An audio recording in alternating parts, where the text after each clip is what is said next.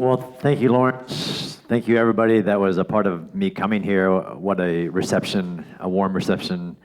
I'm told my visit to Niagara Falls in Canada didn't count, so this is my first actual visit to Canada.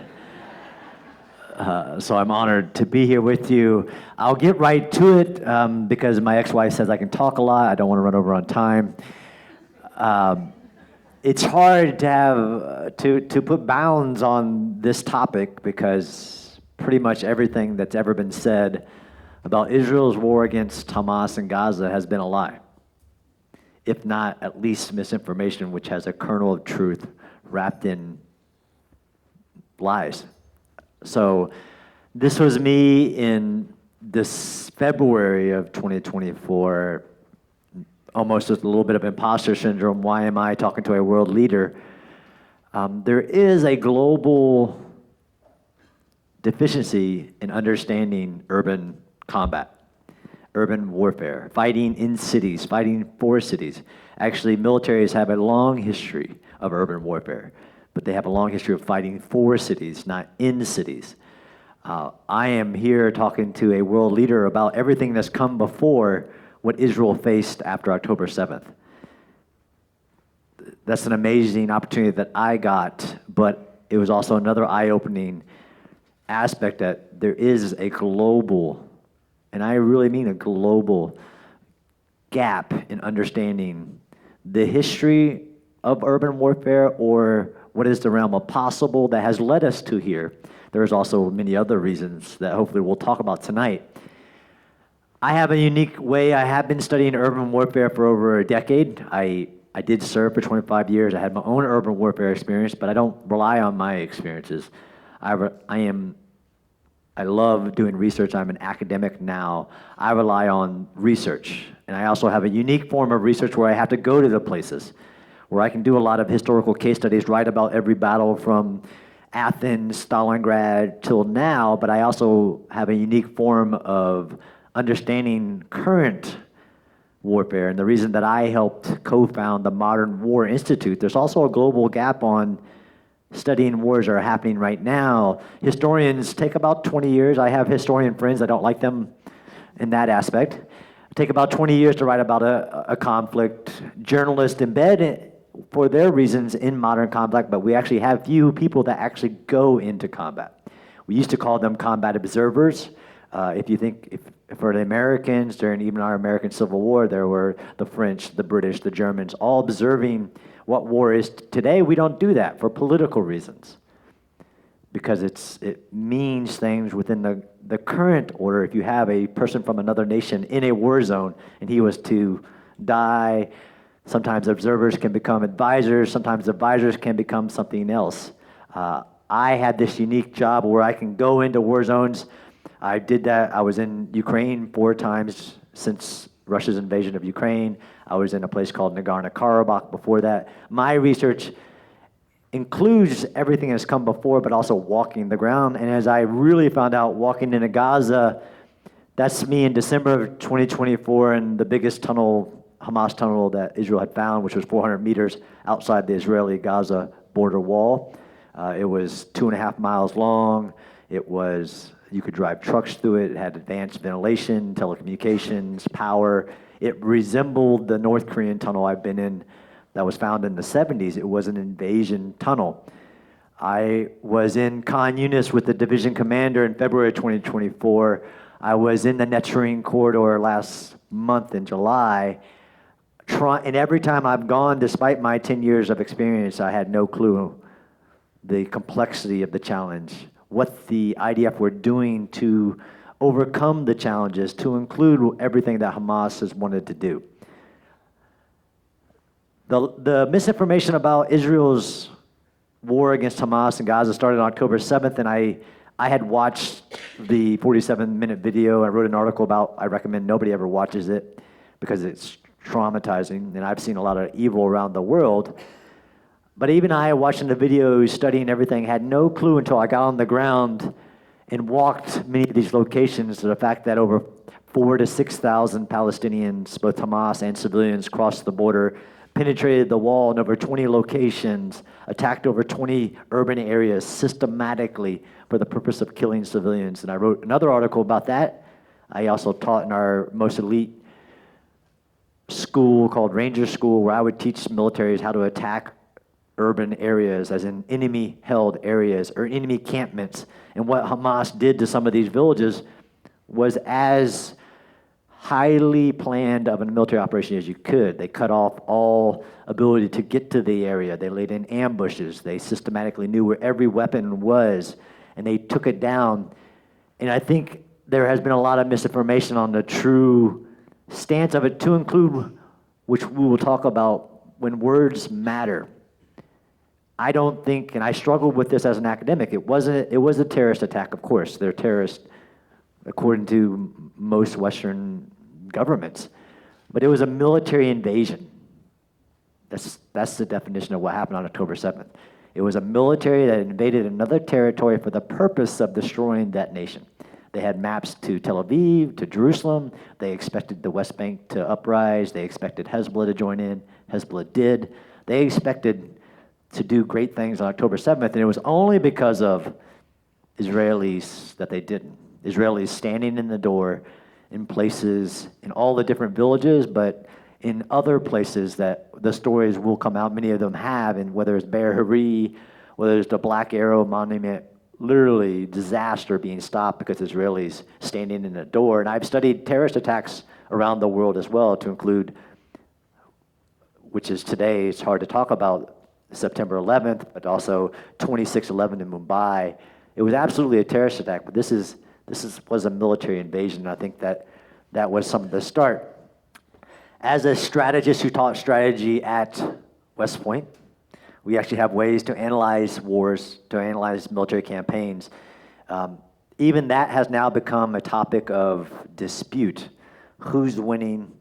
Will you ever be able to achieve your goal? You can't goal an ideal. That's not the way I look at it as a military strategist. I take the objectives of both sides and factor in the context, but you define a war by the military goals. War is the pursuit of political objectives by definition. It's a contest of will.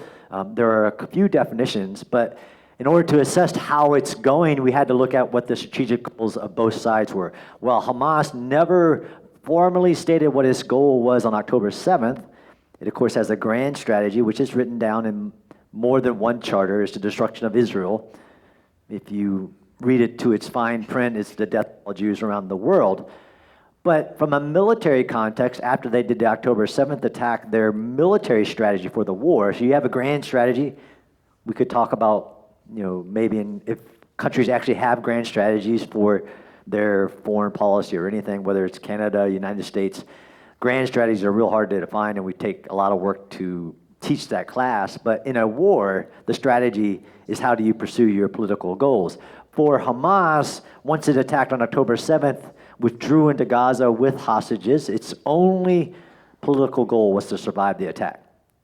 Survive Israel's counterattack through the use of disinformation, and we'll talk about that, and cause the international community to force Israel to stop, which has been Israel's history. The leader of Hamas, at least for this campaign, Yahya Sinwar, spent a lot of time in Israel's jail trying to figure out the weaknesses, how to defeat Israel. In that aspect of the wars, Israel is not allowed to win a war. It's allowed to defend itself. It's allowed to fight to a draw. And then for the international context, each one different. Whether it's Yom Kippur War, Six-Day War, War of Independence, there's something that stops Israel.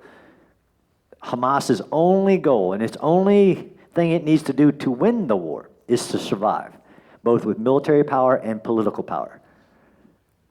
For Israel, Israel was very clear when it declared war against Hamas on October 8th in accordance with UN Security Council Article 51, right of self-defense, counterattack. Its three goals were to return the hostages, remove Hamas or defeat Hamas, the wordings always change, defeat Hamas's political and military power to govern and to conduct operations in Gaza, and then also prevent Gaza from ever hurting Israel again, secure the borders. But the goals are very clear, and that's really what I wanted when I interviewed the prime minister was, what were the strategic goals that I can analyze as a strategist, and whether you're achieving those, whether your strategy is going to work. But the goals were very clear, and that's how you determine. But context always matters. So Israel has a goal, Hamas has a goal. Hamas had prepared the Gaza Strip. I'm sure everybody knows, it's the first lie that came out was that Gaza was the densest place on earth. I study cities for a living. It's not in the top 100, not even Gaza City, by residents per square mile. Does have highly dense areas, but it's not the densest place on earth. India, the Pearl River Delta, there's lots of dense places on the earth, but it is a very dense area, 25 miles long, 5 to 7 miles wide at its widest point, 2.2 million civilians, to include Hamas, with nowhere to go. As in, there's nowhere that they can become refugees. That is very unique in war. And we'll probably talk about that, about Egypt's role in that. On October 7th, if you've ever seen aerial footage of Israel, southern Israel is on fire. It literally looks black by satellite imagery. So the idea that the refugees would come into Israel, but they're trapped in the middle of this. But this is often left off the analysis. Is we'll talk about the history of urban warfare and why there have been major urban battles or urban-centric battles in war. This aspect of a defender. There's a famous military strategist named Clausewitz who says that the defense is the strongest form of war. You have to attack against defense. Hamas had 15 years and took 15 years to build their city for defense. Yes, that includes what was believed to be 300 miles of tunnels. Ends up being 400, I think it's more, plus miles, ranging from just under the surface to over 200 feet under the ground. It is hard, and I've really failed to realize until I walk the ground that you walk every step and there is probably a tunnel underneath you in Gaza. Because how else do you fit 400 plus miles, bigger than the London Metro, the New York City Metro, the Tokyo Metro, bigger than any of those in this small patch of earth. Also built in a defensive plan. Those tunnels aren't dual-use tunnels like in Ukraine, where the Ukrainians sought refuge in the subways and the tunnels from the bombardment. These are only for Hamas's use for war, not a single civilian. All 2.2 million of the Palestinian people of Gaza could fit in the tunnels with ease. There's only been 3 that have been allowed it, and those are the family members of Yahya Sinwar. But the fact that this is a hostile enemy environment, so this really gets to bad when you start talking about counterinsurgency wars during other times, major urban battles during other time. Gaza is enemy territory. It's called hostile territory. It's a defensive that's been prepared for 15 years with this multi-billion dollars. That tunnel I was in December of 2024 was a multi-million-dollar tunnel. They have spent billions of dollars building a 15-year defensive plan. I used to say they put tunnels under every hospital, school, civilian home. That's not true from what I found out walking the ground, is that they built a tunnel and then put a school on top of it. The other aspect, of course, is the hostages. Any ideals of how to win a war, if your goal is to bring your hostages home, has to factor in the fact that Hamas took over 250 hostages illegally, in all accordance with international law and law of armed conflict, back into Gaza. That challenge is very unique for the military as well on timing, context, tools available when there are hostages within this small environment. Rockets, most people talk about Gaza, fail to even mention the rockets raining down on Israel. Over 4,000 launched on October 7th, 13 plus thousand launched ever since, every day until Israel did something about it. The context of the war has to be factored in with hostages, rockets raining down, 15-year defensive position with a trapped civilian population of 2.2 million. And also, what I have also never seen in war, in all my years of study, I teach a course, the only course for division, very high-level military units, how to do large-scale urban warfare against cities, how to attack cities, defend cities, and we do talk about international humanitarian law or law of armed conflict and combatants who don't follow the law, and the law accounts for that. It accounts for those that wear civilians who don't follow the law of war, of distinguishing themselves as combatants, of how hard that is to do in urban areas. But we also talk about human shields, which has been a recent creation in modern war, is we have created war, especially created laws of war after World War II, all the Geneva Conventions, especially the Fourth Geneva Convention, about protecting civilian life, protected objects like schools and hospitals, protected populations like civilians and hospital staff, everything. There's something called lawfare, where an enemy who doesn't follow the law of war knows that you, Western military, follow both the law of war and a moral code, so then they use it against you. And that's why every hospital, every one in Gaza, was turned into a military headquarters, which is a violation of the law of war, used for military purposes, but also this practice of using human shields. I taught that, and Hamas was my case study. They've done it for a long time, but I've never seen a combatant use human sacrifice, where their goal to achieve their political end, which is the destruction of Israel, in this case, just to survive the world, they need their civilians to die. And they said it. These aren't my words, they say it. They want the death of their own population to achieve their goal in this war and their grand strategy. I've never encountered a combatant like that. Not the Japanese, not the Nazis, not ISIS, not even Al-Qaeda. When I fought in Iraq, they would target us, but not if we were near, whether you're Shia or Sunni. I've never faced a combatant who actually not wants their population, needs their population, says they want their population to die. That's a unique combatant to face in war. But this isn't the first urban battle. But the problem is that people have a problem with comparisons, and now we'll talk about criticism. The number one way to criticize is to do apples versus oranges, to compare urban war against urban battles, a single battle, use the numbers from a single battle. But like I said, there's a long history and a long variation from counterterrorism in urban areas to counterinsurgencies in urban area, whether it's a hostile environment or a permissive environment. A permissive environment means it's a small population of enemy in an environment, but you can move into the environment freely. You might even have host nation support. That's a permissive environment versus a hostile territory versus a major city attack or city defense or a major combat operation. I come at this research with knowing what's come before. I also come at it with an understanding of the law of war, because that's really where we come to at this point, is saying that Israel, in its pursuit against Hamas, has violated some law of war.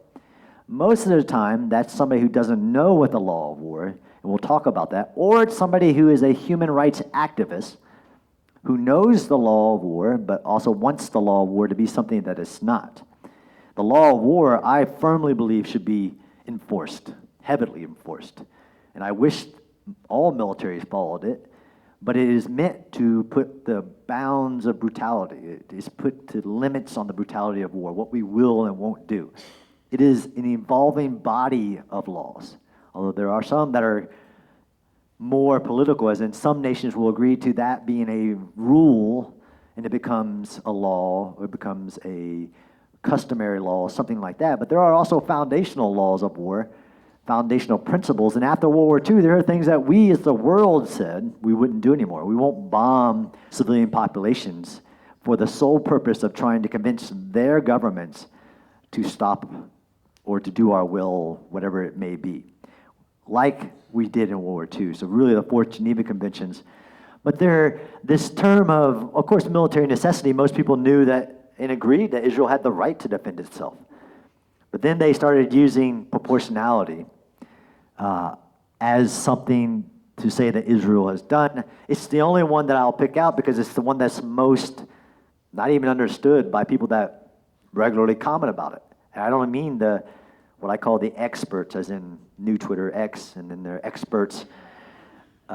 But what is proportionality? Proportionality has been misused since October 8th as in some type of quantitative calculation. Well, this many people died on October 7th, over 1,200 innocent civilians slayed.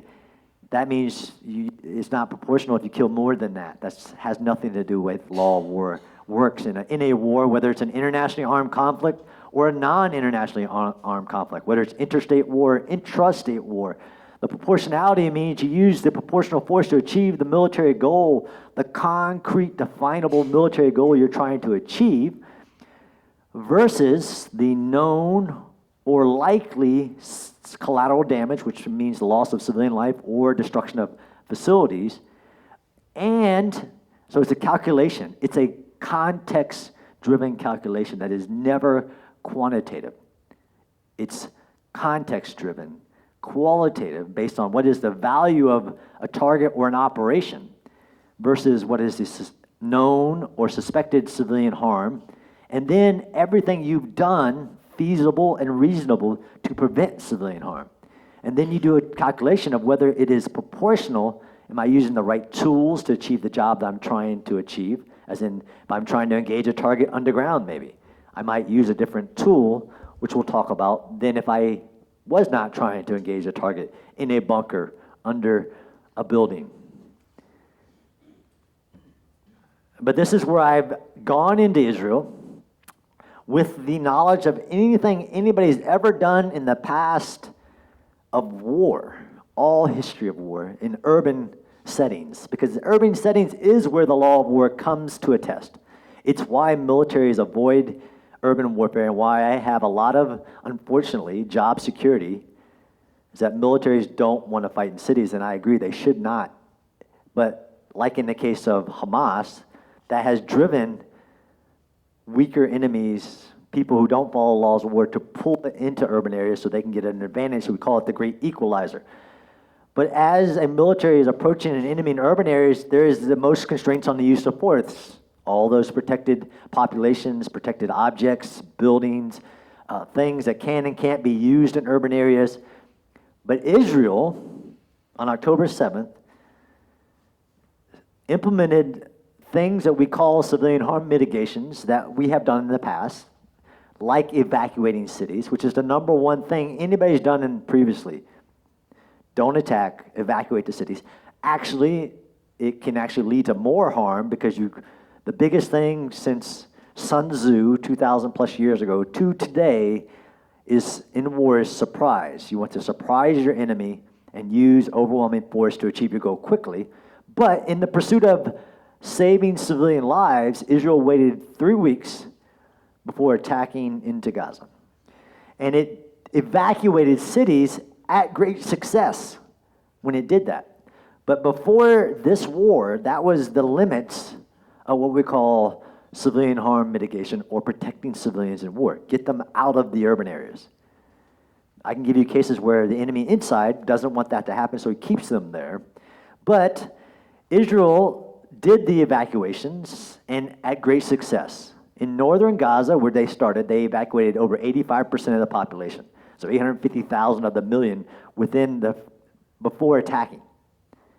Yes, of course, they engaged targets like rockets raining down in Israel before the operation, but before the full ground invasion, they evacuated the cities, and they used means that nobody's ever done before. We've all militaries drop flyers in order to evacuate cities, but we don't call people, everybody. Literally hundreds of people in a phone bank like we're here, Israeli soldiers calling into an environment saying, is this so-and-so? Yes. How many people are in your family? Please evacuate. You're in a place where it's been called to evacuate. And there have been a couple of those recordings that have been released to the public where the person on the other side says, you go to wherever, go to hell, I'd rather die. But Israel also left millions of phone calls, and this is just these numbers are 7 million flyers, 79,000 calls, 13 million texts, 15 million voice. That was of January. They don't have the numbers anymore, but that's not where Israel stopped. That would be, even those electronic means, we've never done that. We've called our enemy beforehand. We've actually called in operations I was in Iraq, we'd call the enemy saying, hey, just give up. That was pretty much the limit. We didn't, like a really, an old school way of trolling. We would call them and say, just give up. Actually, it's actually worked against even ISIS, where they would announce ahead of time, we're coming. If you care about your city, you care about the people, leave. And ISIS would actually leave a couple times. Hamas would not. But Israel also does something called roof knocking that no military does, which is they know there's a building that's an enemy purpose building, whether it has a information intelligence cell in it, command control, whatever. They will call everybody in the building ahead of time saying, look, this is a military building, please evacuate. They'll give a certain amount of time, an hour. If the civilians, since they can see, they'll drop non-penetrating munitions on top of the building. They call it roof knocking. I knew Israel had done this. They developed it a long time ago, but I didn't know they were doing it in this war, and they were. They were giving that type of notice, roof knocking in October, November, saying, please leave the building, giving time to evacuate, and then knocking on the roof, and then striking it. They were conducting daily pauses. In past wars, so Israel has done hundreds of daily pauses every day, announcing for 4 to 8 hours, we will not conduct operations during this time, for evacuations to continue, for humanitarian aid to go in. Nobody's ever done that level of daily pauses. We've stopped wars in the past when something's happening tactically, as in the military's getting destroyed so much they got to stop it for a little bit. But to do daily pauses, hundreds of days, where they announce every day, our forces will hold what they have and not conduct operations for the real purpose of saving civilian lives and protecting civilians. Maps. This is what we call a grid reference guide. It's a map where we chop up the city and we name every little area, every quadrant. We name every building. They're what militaries use to control their forces in a urban attack or defense. Israel decided to put that on a flyer and through social media and give it to the civilians. Give them their maps so they could do localized evacuations in the places where they had already evacuated. Because, yes, like in the north, 200,000 civilians refused to leave. So Israel had to start doing other things, and they started issuing out their maps and doing very localized operations where they would announce every day, look, today we're going to be in zone 201. If you're in this area, please evacuate. If you're not, stay away. They were telegraphing every place that the IDF would be in the pursuit of preventing civilian harm. I thought that was pretty impressive until I got there. Then I started learning about their control measures. We all do this. Militaries will identify all the buildings that are no-fire areas. Every mosque, every building, every government facility. They're highly restricted on the use of force against those because they're protected object or sensitive objects. When I was on the ground with the IDF in places like Khan Yunis, I learned about, because of our new ability to track civilians, so they stood up a one-star command and created a civilian harm mitigation cell. They said I could say this because they are a nation of geeks. They figured out a way to track civilians in everywhere, either whether their cell phone is on or off, satellite imagery, drone footage, very advanced technological ways to track. So they took their little map and then they color-coded it by how many civilians were in that area, and it doesn't matter if they were getting attacked from that area. They weren't allowed to go in that area until Prime Minister or Chief of Staff said they could. I've never seen that restraint on the use of force. I've always had the right to return fire if I'm being attacked. They also use that, most people don't understand, during the one temporary ceasefire that Hamas actually agreed to because it was being considerably destroyed militarily. They agreed to a temporary ceasefire. During that time, Hamas, wasn't reported for some reason, took that opportunity to rush civilians back into areas that had not been cleared yet. Like Khan Yunis, they increased the population of Khan Yunis by 300%. 300% of what used to live there, they increased the population so that it would be harder for the IDF to find hostages or conduct operations. So this color-coded map would turn purple. When I asked, what's purple? Well, that's more than 100% populated.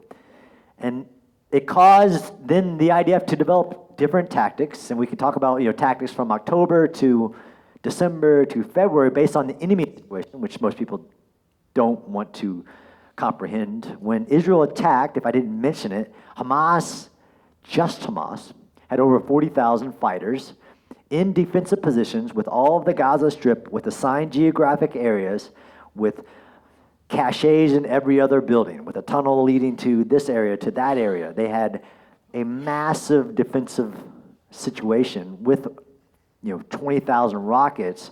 So the context of that enemy changed, of course, as Israel did things that I didn't think was possible, still surprised the enemy, come in from the sea, come along the beach, would surprise them overnight. One operation that I observed, again, I didn't think was possible, but this is Israel's history in their past wars, where they look at Yom Kippur War, all the wars, necessity is the mother of all innovation, but there's also something to the Israeli military and its composition. It does things that even a Western military wouldn't even think about. They took this map and they stopped evacuating way in advance, because that was what the enemy was doing, was just moving with the evacuation of the people.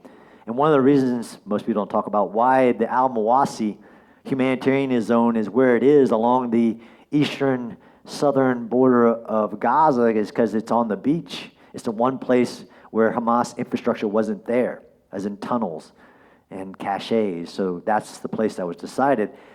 But they were doing this tactic of call-outs where they, in one night, maneuvered on an area that had not been evacuated without firing a single shot overnight, surrounded the area, and then used loudspeakers, to include drones with loudspeakers, to call the civilians out through them at immense risk to themselves, and then used facial recognition stands to pick out the Hamas in the civilian population that was evacuated. So with 0 civilian casualties, Israel has done more, and I say this, and this is the quote that people use of mine because it's a fact.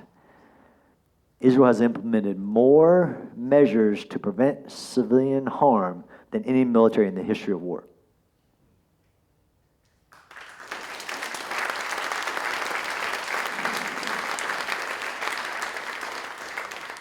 And nobody will give that credit. I mean, if they hear John Spencer say it, well, it doesn't matter, John. Look at the destruction. Look at the death toll. Look at what's ever come before. So this is one of the battles, the only battle in history that I could provide to the Prime Minister as a vignette on anything that had any similar context to Israel's war against Hamas and Gaza. The 1945 Battle of Manila. If you don't know that World War II history, which is, don't ask me about the whole war. I focus on urban battles. People think I'm like this global military expert. Like, no, I do. I got my niche. I'm a one-trick pony, is what I say.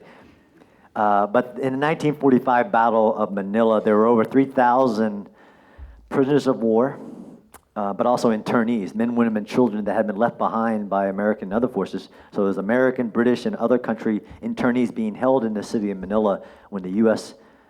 regained power and re-entered the Philippines. They hit the beach, literally, and MacArthur said, "Go to Manila and free our people." So the presence of hostages. The defenders of the city had prepared the city for defense. It was actually the Japanese Navy, 17,000. So not 40,000. Not, if I didn't mention it, there's 24 cities in Gaza. There's 10 cities of over 100,000. Manila is a city of 1 million. It had 17,000 Japanese defenders. And MacArthur, who wanted the city saved, he loved Manila. He served there, his dad served there. He didn't want the city destroyed. He didn't want the citizens of Manila harmed. So he said no air power, no ability to use air power bombs to help with the attack of the defense. So we, the U.S. military and the Philippine Army support, we attacked those 17,000 defenders with 37,000 forces. So many of the variables that are there, the Japanese actually starved the population of Manila so that there would be a humanitarian crisis when the Americans showed up, because they knew that we were coming. All the variables are there. No bombing. There were 100,000 civilians killed in that battle. Nobody criticized it. In my work, there are three types of lies. Lies, damn lies, and statistics. So 100,000 civilians did die in that battle, which we successfully got our hostages back. We successfully liberated the city from the Japanese. But it was the Japanese who were slaughtering the civilians, which becomes a really a variable in people's ability to assess what are the civilian deaths and who are the cause of it. The Japanese were slaughtering the civilians and stacking them in the basement. But 100,000 civilians died in one of the few battles which I can look at and say, okay, the time for the defender to prepare for defense, the presence of tunnels, because the Japanese had tunnels connected to the sewers, really strong urban infrastructure. We built many of the cities in Manila. They were strong buildings. And then no care for the civilian population. Okay, smart guy, John Spencer, that's before the Fourth Geneva Conventions. We don't fight wars like that anymore, is what they'll say. Even though in that battle, we didn't even use bombing. We're really trying to preserve civilian life and infrastructure. So in 1950, during the Korean War, most people know what Operation Chromite or Incheon Landing. If you're a military historian, you know about that massive innovation or bold maneuver that the U.S. military did to gain the advantage in the war, but the actual goal was to liberate Seoul.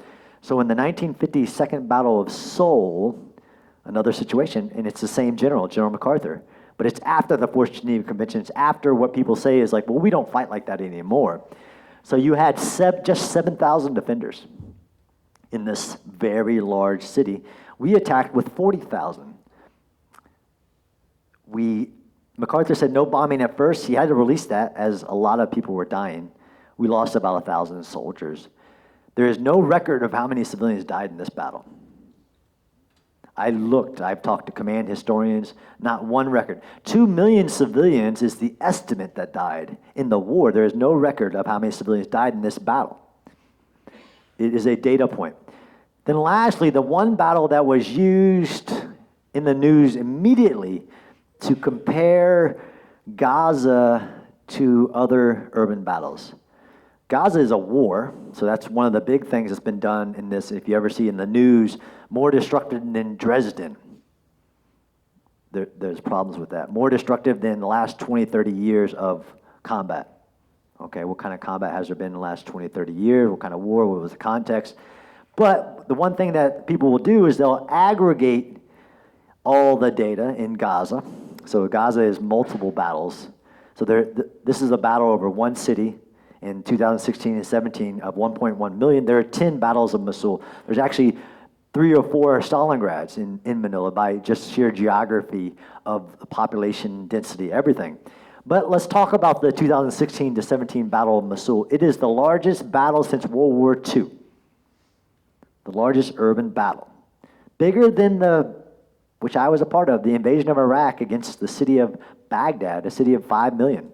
This battle is bigger, more destructive. Why? Because the ISIS defenders, the estimates are loose, again, lies, damn lies, and statistics, 3,000 to 5,000 ISIS defenders in this city. They had 2 years to prepare for defense. So not the 15 years of Hamas, but 2 years. They didn't have tunnel networks. They tried to dig tunnels between buildings. The Iraqi security forces, backed by the world's greatest air power, us and others, a coalition of air power, attacked to liberate the city after it had been prepared for defense for 2 years. Against 3,000 defenders, we, the Iraqi security forces, attacked with 100,000 forces. 100,000 soldiers to defeat 3,000 in the city. There are a lot of issues with this city, but this is where the numbers started, like more destructive than the Battle of Mosul. Well, it's against an enemy of 3,000. This is where the whole number of combatant to civilians. There's never been a battle that I've ever studied in the history of my study, teaching, anything, where anybody's ever asked, but what's your civilian to combatant ratio? That's an Israeli question. Nobody's ever asked it in the past. I don't want them to ask it in the future because it is not context driven. It's not even the way the law of war works, but that was the first time. So in this battle, there were 3,000 defenders. A year after the battle, the mayor of the city says there are 40,000 civilians that died. if you understand the way that civilian casualties are calculated, like Dresden, where 25,000 were determined to have died, initially it was 100,000. It was decades later that teams got together and tried to figure out how many civilians died. The world agreed to 10,000. There's no record of how many ISIS fighters died, so I'll show you in a minute where I take the number of ISIS fighters, 3,000, compared against the 10,000 civilians that died. The other part that they won't tell you is that the Iraqi security forces lost 10,000 soldiers to take this city. But that doesn't matter in the court of public opinion, does it? We used to say things in war, the presence of information operations has always been there. The reason we run marathons is because a guy was running back from a battle to explain what happened in the Battle of Marathon.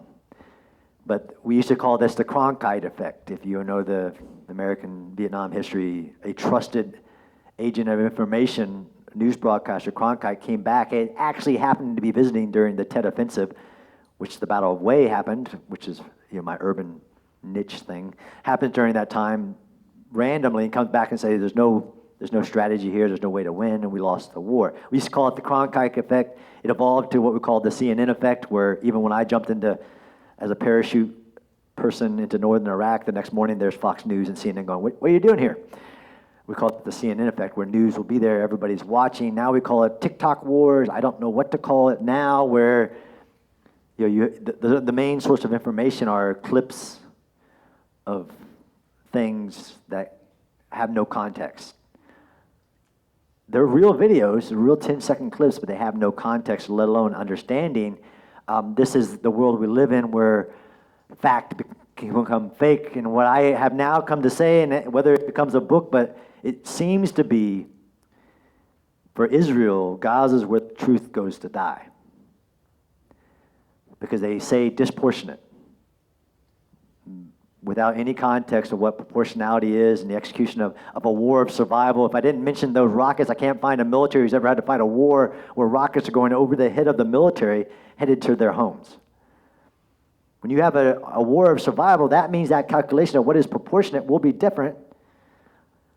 But they say indiscriminate, as in that's by definition means that Israel is doing things and not distinguishing between a civilian or a combatant.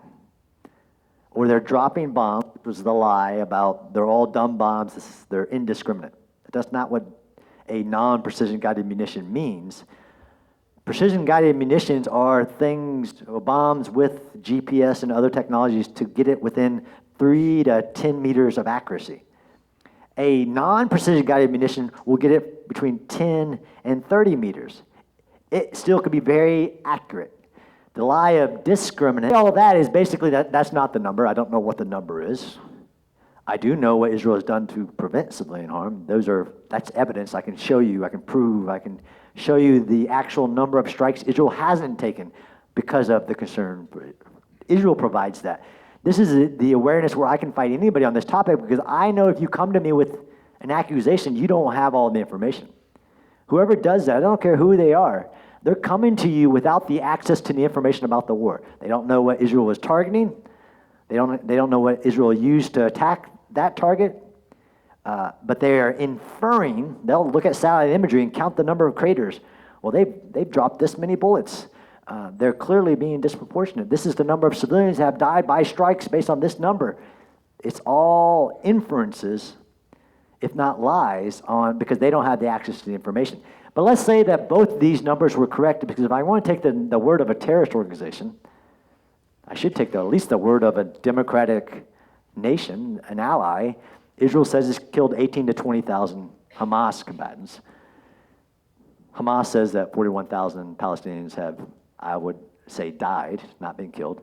If I took that number, it would give you 22,000. I hate doing this, but I've had to, because it's not the way war works. I know that the numbers they're not right. But if I took all these numbers, yes, Israel would have a lower civilian to combatant ratio than anybody else in any similar situation. Lower than the Battle of Mosul, lower than the Battle of Manila, lower than the Battle of Seoul. And because I've been working in this world for a long time, before this war, United Nations, who was trying to ban war through places like the Office of the High Commission of human rights, trying to ban war, said that 90% of the casualties of modern wars were civilians. That's where that whole 1 to 9, although I never said that, comes from, and they don't like when I use their statistic, but that's what they were saying to me, the urban warfare guy, and why we should ban the use of all weapons in warfare, because 90% of the casualties are civilians. So then we get to, okay, where did this standard come from? Is the ideal of, because there are many actors in this, not just the disinformation agents on social media and news. There are actually legitimate organizations that used to be illegitimate that are biased. The United Nations being many of those groups. There are political organizations, political leadership put in charge of them. Many of them human rights activists, human rights lawyers who have an understanding of the international humanitarian law. We call it the law of armed conflict. This is one example where the Office of the High Commissioner of Human Rights said about the U.S. forces in the Battle of Fallujah in 2004, again, another battle under a different context, saying we, the United States military, massive violations of the law of war. It took 5 years to determine that every accusation didn't have any evidence. It took 5 years, there were 83 accusations. But every one of these groups have been working to creating this standard in their ideal. What I've come to realize as a non-Israeli, although I have been studying the Israeli military for years because they've had lots of wars, and their unique approach to urban warfare and underground warfare is that the standard that Israel is being held to isn't the double standard. It is an Israeli standard. Nobody's ever been asked what your civilian to combatant ratio is. Nobody's ever been told that, look, the appropriate number of civilian casualties in your war of choice, I guess, is 0. Because that's what we were the Western world, the United States and others, saying to Israel during this war. The appropriate number of civilian casualties is 0. The use of certain tools, like 2,000-pound bombs against bunkers and tunnels, you can't do that. This is an Israeli standard that has been created, and I think it's very problematic, especially for me as a former warrior who studies and teaches militaries how to do urban combat, is that if this standard became any other standard, which it won't for many complex reasons, it would be problematic to where you couldn't even defend yourself in war. And that's where we're at. I hope I've not gone too far over on my time and get to some hard questions that I know Lawrence has already prepared.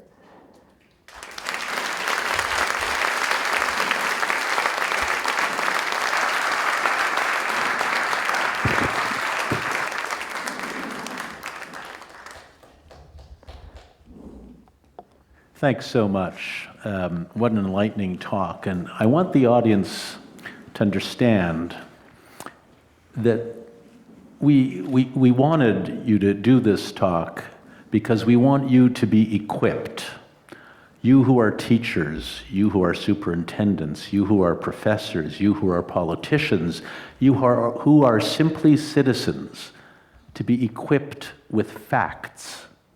And it's your job, all of our job, to stand up for truth.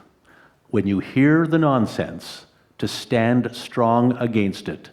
Don't be pro-Israel, be pro-truth. Because if you do anything else, I would suggest you're staying silent in the face of corrupting Canadian values, which have to include truth. So thank you. Thank you, Colonel Spencer, for being here and sharing all of that with us. It's rare that Benjamin Disraeli is quoted, but you quoted Benjamin Disraeli with lies, damn lies, and stats. And I don't think you're a one-trick pony. I think you're quite a hero, really, for standing up for truth in the way that you do. As I mentioned, I want to touch on 3 areas, but I want to. It doesn't mean I will, because we don't have a lot of time. I wanted to touch on wanted to talk about John Spencer, the person, the soldier, and some basic realities of service and war. I want to talk about the conflict in the Middle East and Ukraine to a degree, and as I said, the effect on Canadian forces from what our politicians have said. You grew up in Indiana. Without discussing the problematic history of that state, the Hoosier state, it's home to two living vice presidents who arguably helped save the United States and its a democratic a system. That's Dan Quayle and Mike Pence, and it also produced you. So what is it about Indiana that gives rise to these heroes and patriots, including you and the vices? Is there something in the water, or what's going on there? I'd like to say it's somewhere we're all trying to get out of. But you know, I grew up in Indiana, a very Midwestern, values-based community with a mother who stood up for us, raised 3 children, working 3 jobs. I was given a foundation that was then, once I joined the military at the age of 17, was amplified. I believe that was the foundation, of course, to include standing up for what's right, which was drilled into me even as a kid. And even those people you talked about were given a choice to do the right thing or do the easy thing. And I was faced with that as a child, standing in line for government cheese to joining the military, and then being also taught what service is and standing up for what's right. So it kind of starts at home. It did start at home. And I think you first applied to join the Army at age 16, joining at 17. Is that right? That's right. So what inspires that kind of duty in somebody? Is it really just all about mom in this case? As you know, in my book, I was also exposed to veterans. My grandmother had 2 ex-husbands that had served in World War II, so she was frequenting places for us called the Veterans of Foreign Wars and the American Legion. So I was around veterans, but I also, very low income, didn't have something after high school. So the military, I fell in love with the message of the military. You know, there's always a saying of the recruiter lies to you. But for me, I got everything that I got: the opportunity, education, adventure, perspective. I don't know if there is something that was put into me. I don't tell a lot of people this because I was 25 years Army. I was in something called the Little Marines, which is like the Boy Scouts, but with a little uniform. I don't tell a lot of people that because I went to the Army, but it actually goes back to service in the communities, even if you understand for us what the Boy Scouts were during the World Wars, the Little Marines. So you can put these little seeds of service to the nation, but I also fell in love with what the Army was selling. I want to skip a little bit ahead to that notion. We live in such troubled political times. And we saw that in Israel, we see it in the United States, see it somewhat here, but mostly in Israel, where we heard of reservists back when, in the days when Israel thought it could be a regular country and have constitutional battles, we saw that reservists, some of them said they didn't want to serve. And that really related to disagreements with political leaders. So the question becomes, you're putting your life on the line. And what happens when you don't have faith in the political leaders, when you think that maybe there's a corruption problem, an ethical problem, this or that, they're taking the country in the wrong direction? How do you put your life on the line? Or what do you tell your kids if they want to join the Army or the service in some way? They're putting their lives on the line for people who perhaps are questionable. Well, unfortunately, my kids will have me as the sounding board, because I do believe that the family is the center of much of society. It was never a question for me, and we try to answer even academically, as you know, in my Connected Soldiers book, the answer in the question of why soldiers fight. It's a very complex question. It's a simple question that's been studied over generations, why soldiers fight. That, of course, there is a part of fighting for the nation, of service to the nation and to the Constitution. For the U.S. military, it wasn't, you fight, you actually sign an oath of allegiance to the Constitution, not to the military officers or even the chief. It wasn't a question, but it does take often a conversation of understanding. I think that's, even when we were talking about Israel's war, of understanding what's the objective, how we're going to get there. That role of leaders to communicate. For me, even through my 25 years, I found myself not communicating enough to my soldiers, to my families, to civilians, why we're fighting. And I think societies forget that. Israel, like nations do, had gotten complacent, had pursued many interests. I think answering that question of why we fight is a question that you can apply at the government level down to the individual soldier level, that you have to have an answer for. For me, whether a commander was assigning a mission that I didn't believe in, this is, again, I was in the Army already for 8 years before 9/11. I pursued the goals I was told to. I wasn't acting in vengeance. This is another accusation to Israel that I have never seen on the battlefield, that the why is for vengeance, to make people pay for what they did. No, you're there to defend. Soldiers in militaries fight for what's behind them, for the love of what's behind them, not out of hate what's in front of them. But we do have a problem in our societies of answering why we fight. Why do we defend our values? I'm a very values-based person. Even without religion, I was a values-based person. That's why I will stand, and I do believe it is a time to be stand and be counted, that we have a very individual sense of ourselves. I stand for what I believe in. I believe in truth. I believe in having values. I believe in good and evil, and I've seen evil, and it can spread.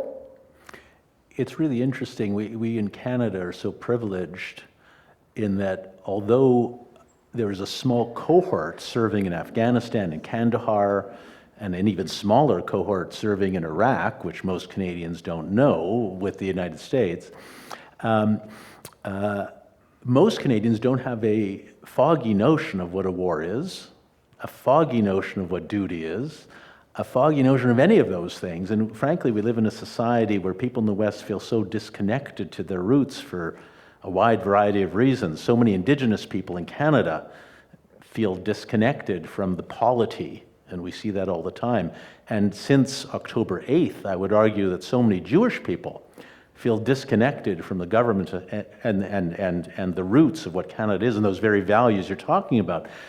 How do we instill or foster a sense of unity and trust and loyalty that you talked about in your book, Connected Soldiers, that's so essential not only to a band of brothers serving and sisters, but also as a responsibility to society that's so important? And sorry, one more, because lawyers should never ask compound questions. What role do educators and political leaders have, if any, in instilling that unity, trust, loyalty, and truth value? I mean, if I had all these answers, I'd have a different job. I want you to have a different job. A good one, a political one. I've told him, I hope to God he runs one day in the United States. We need people like Colonel Spencer in government. Thank you. As you know, I struggled this even with my book, is we're more connected as a society, as human beings, than we've ever been in our history, but we're also more alone than we ever have been. That has rippled across our societies. COVID validated it, is that individuality leads to very negative things. People believe tribalism is a negative thing. It's not. Our strength is our collectiveness. Yeah, service, duty, all that goes into that, but it's about collectiveness. There's a reason I study urban warfare. Cities share the Latin root of civilizations. They are where civilizations populated and bound together to create something good. Not evil, good. Although the reasons people go to war hasn't changed since war came about, and there actually is just war. I wish that war would never happen, but there is really bad people in this world, and it is necessary. It's just, as St. Aquinas came to decide.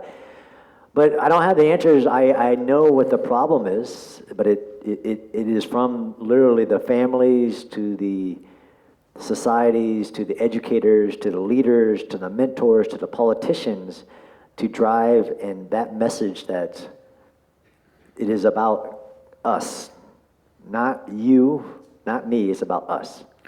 It's very interesting. You talked about some people advocating for an end of war, which struck me as being so much of a kind with the Soviet Constitution. Sounds great on paper, but what do you do when the barbarians are at the gate? And I guess that's the problem, isn't it? I think the biggest problem, and I didn't talk about it, when I mentioned what Hamas's strategy, I wrote an article recently where I had to explain what Hamas's strategy is not. We have this problem because we are good people. I do believe we are good. Everybody wants human rights, right? Everybody wants happiness. Everybody wants self-determination. Everybody wants equal rights. Everybody wants equal equality for men and women. They want their children. I used to think that was a universal global interest, is that everybody, I have children, want their children to succeed, to have a better life. That's not, Hamas has never said any of those things. Hamas doesn't want a two-state solution. Hamas doesn't want their people to be prosperous. They don't want their children to grow up. They want one thing, but we, especially the Western world, but even in the Eastern world, impose our values, our good values on other people. Until we can reckon with that, this is another reason why war is human. It will be there. It should have limits. And we decided you can't invade another country because you want to destroy it. It's one of the founding principles now. But we have this problem of imposing our values on other people, and I think that's the very center of, to include the youth of this world in many academic institutions who want to fight for the oppressed. They want to designate who the oppressor and who the oppressed is. They want to impose their values on the other individual, whether that's queers for Hamas or whatever. They want to impose their values on and people that don't have those values. You can't force people to have values. It's so curious, those people, because out of one side of their mouth, they're against ethnocentrism, and on the other side of their mouths, they live and embody ethnocentrism. So I don't know, is there some way to talk through that? You're a believer in truth. Is there a way to talk to those folks, some of whom might be outside the building as we talk right now? I mean, if I was president, which I'm not going to be. One day you need to be. Do you see who's running these days? Yes. One of my major initiatives for the society would be digital literacy. Would be which? Digital literacy. So even the people, whether they're outside or they're... You might want to start with any literacy at all. Yeah, but the ability to see information and to critically think, that is the purpose of education, is not to teach us what to think, but how to think. And we live in a world where we're bombarded by information, driven by algorithms. I try really hard, and I think it would be a national level initiative of mine, would be digital literacy. In the world we live in, we're never going back. We're never going to turn off the information. We need everybody, to include politicians, to be able to distinguish between misinformation and truth. That's digital literacy, understanding how the algorithm works, understanding how media works. I think it is a national level crisis. It's so fascinating to me as well that, at the dawn of television and radio and film, it was so regulated and controlled, and somehow the digital world has managed, by hook or by crook, to avoid regulation. It's a fascinating thing. That's a different conversation for another day when you do run, which I hope you do, as I've said. How many times now? 10? At least 10. I have another question that's tries to zero in on the difficulty if you're a soldier on the front. And this was a question that I was asked to pose to you. It's what does the soldier do in the moment, or the commander of the soldier? You're a commander of the Alpha Company in Iraq. What do you do in the moment when you see a combatant come out of a tunnel, perhaps, with an RPG, a rocket-propelled grenade, in one hand, and in the other hand he has a child, perhaps his own child. And he places the child down in front of him, and he puts his RPG on his shoulder, and you're in a tank, or you have a gun or a sniper, whatever you are, on the other side. You could be killed. Your brothers or sisters could be killed. If you fire back, you could kill the child. You might kill the guy. You might kill the child. What do you do in that split second? How do you, and I know the law of war says if he's there aiming the RPG, you shoot. That's perfectly legal. But as the soldier on the ground, how do you morally make sense of that? And what do you do when you come out of conflict into normal society, whatever normal means, into regular society? How do you square that? So in war, they say that even the simple is complex. So there seems to be a simple scenario of a threat to your life, the soldier's life. The soldier always had the right of self-defense, but it's also a morally complex situation. This is where I get to, again, understanding militaries. War isn't just controlled by the laws of war. It isn't just controlled by, in this situation, you can do this, you can't do this. Militaries are a reflection of their societies. They not only follow the laws of war, they follow their nation's moral code, their ethical code. Actually, a professional military has an ethical code. This is who we are. Literally, and preparing the soldier for that moment is what everything that comes before is, and this is who we are. Israel has it. I've experienced it in my military, in the Canadian military, in Israel's military. Where rules of engagement are actually the laws of war plus the moral values of that society, of that individual, of even self-regulation when soldiers do the wrong thing. And that scenario, again, is context-driven, but you want to prepare that soldier for that moment so he can live with his actions. I don't know if people know, all Israeli soldiers carry around a little booklet called Ruach Tzahal, which is the spirit of the soldier, which sets out that moral obligation. And I hate to say it's their Bible because they have another one that's older, but it is. I just want to say this, just in closing that personal chat. I could go on, but we have other topics to cover. I just want to thank you really for your service to the United States, to the Constitution of the United States, to which, whether we know it or not, we all in the West owe a terrific debt of gratitude to you and to your Constitution. So thank you very much for that.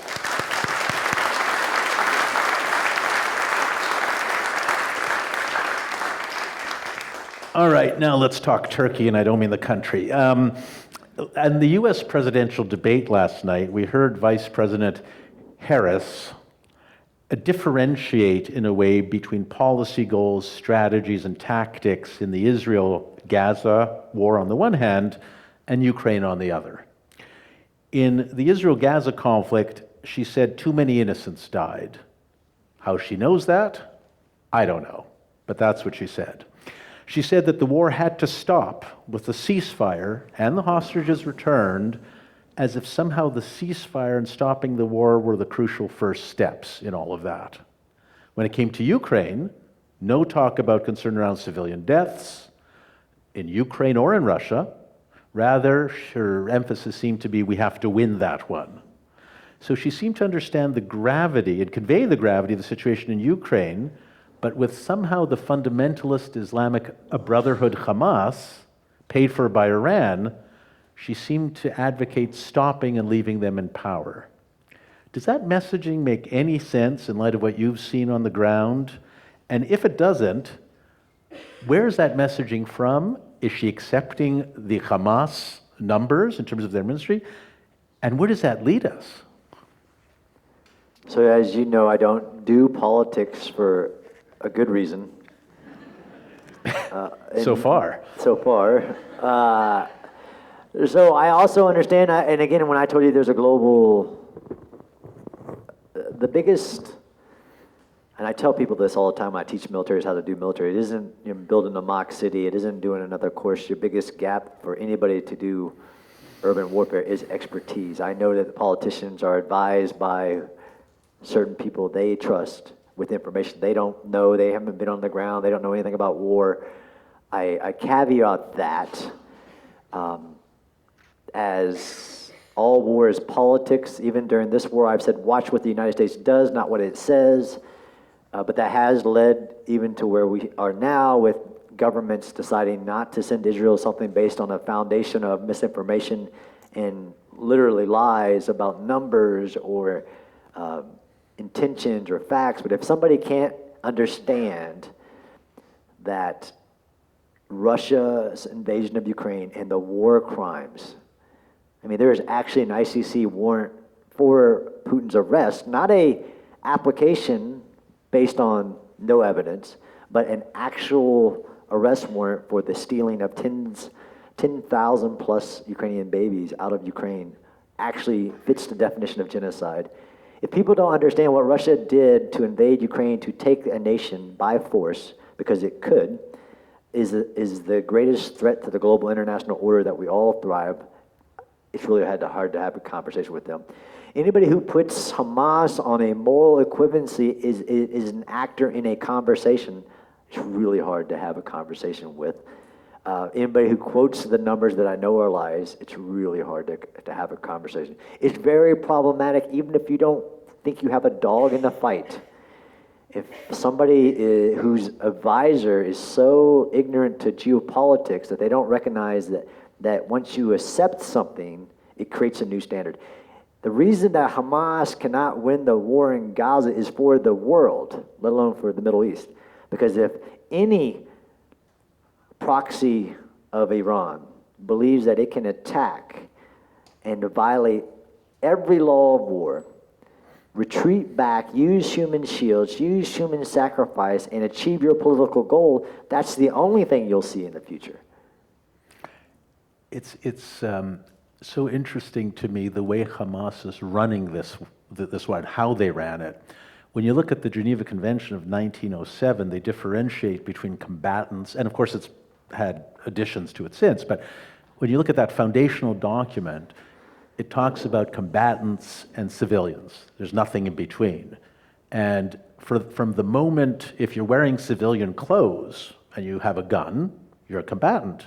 You put the gun down, you're not a combatant. You're now a civilian, and different standards apply. You plant a landmine, while you're planting it, you're a combatant. You stop, you're now a civilian, with different standards applied. And I can't help but note that, as you said, that these tunnels are such that they wear civilian clothes, they take their guns out, and then they store them underneath nurseries and schools and mosques and UNRWA facilities and all of that. And it seems to me that someone on the other side has actually designed their strategy to correspond with the Geneva Convention to get Israel to be the subject of these problems. Is that a reasonable analysis? Is that what's going on there? Yeah, there's a lot of nuances there. Of course, this is again why people, to include the Western world, they think that if you call a ceasefire, the killing stops and everything gets better. That's not factual based on what Hamas says they want to do, what they have done for the last 15 years. But what you talked about, I give a class on I call it Urban Warfare 101, Underground Warfare 101. I never thought I would need to give a War 101 class to the world. But here I am. To include where we've had giant influencers. Look at a video with individuals walking in Gaza and see them being struck, so a very deliberate strike, and say, look at that, innocent civilians being killed. They didn't have weapons in their hand. The law of war is much more nuanced about who is a combatant and non-combatant, who are partaking in the hostilities. If you're just a member of Hamas, if I know you're a member of the military of Hamas, I can kill you while you're sleeping in your bed. 100% legal. You're a member of the military. If you're partaking in the hostage, like I gave, if you're holding hostages, you're now a combatant. If you're, even the example you gave where, we call it the farmer by day, IED implanter by night. There's something called the revolving door. If you do that a bunch of times, okay, your ability to go from combatant to non-combatant is no longer there. You're now continual activity. You're now a combatant, and I can eliminate you in proportionality, preventing civilian harm, everything else. We have because Look, the reason we don't want World War III, even though we seem to be on the road, and I actually believe inaction can lead to greater war than action, right? This is upholding order, upholding the laws of war. But we're in a world where we've forgotten what war is, and people just see things on their cell phone like this is of course a violation of the law of war. Like, even though I don't know what the law of war is, this is a violation. There are so many nuances there that I wish leaders would explain to people. And this is where I do criticize Israel. Israel is horrible at public relations.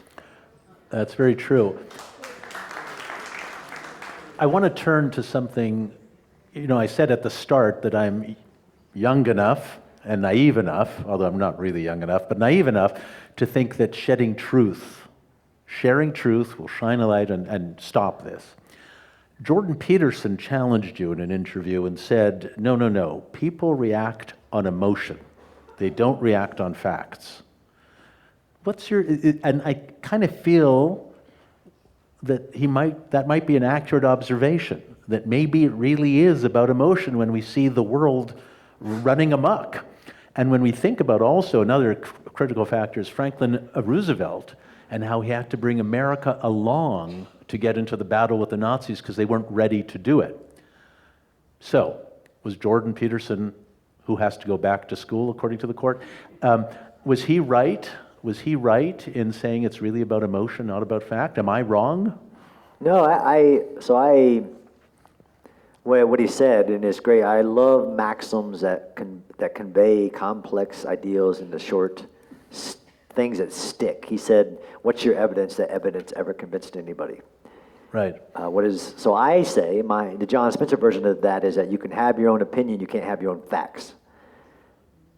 But it does take leaders to stand up and say that. Like, I can say it all I want, but if the leader is saying that something is true, then that leads people to validate their emotion. I agree, oppressed, oppressor, emotion, nobody. And I can give you an example of how the U.S. military was defeated in an urban battle because of pictures of children being harmed. The first battle of Fallujah, we were defeated in 6 days because Al Jazeera was airing photos of harmed children and, wow, it's like it's never happened before, giving out false numbers of civilian casualties. And the U.S. military was defeated in that battle because a child's being harmed, innocent being harmed, invokes a lot of emotion, to include in moral injury in soldiers. But I do believe that if we don't have truth, then we have nothing. I hope you're right. Have you talked to Kellyanne Conway lately? No. And I should say, I quoted the Vice President, and I would have quoted Mr. Trump had I been able to make sense of anything he said during the debate. I want to look at something else. You've been boots on the ground in Ukraine, in Nagorno-Karabakh, and of course, which is an area contested between Armenia and Azerbaijan, for those who don't know. Several times in Gaza and in the tunnels, as you showed us. And there's been a lot of confusion, I think, and you touched on this, but I want you to elaborate on it a bit, between the concept of insurgency and the concept of a battle between warring parties, as it were. And we heard President Biden, who outside of his debate performance seemed to...